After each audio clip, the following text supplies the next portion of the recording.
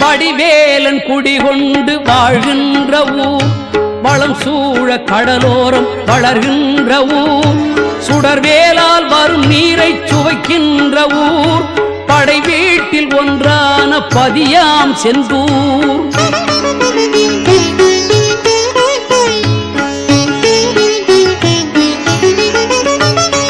வடிவேலன் குடிகொண்டு வாழ்கின்ற ஊர், வளம் சூழ கடலோரம் வளர்கின்ற ஊர், சுடர்வேலால் வரும் நீரை சுவைக்கின்ற ஊர், படை வீட்டில் ஒன்றான பதியாம் செந்தூர்.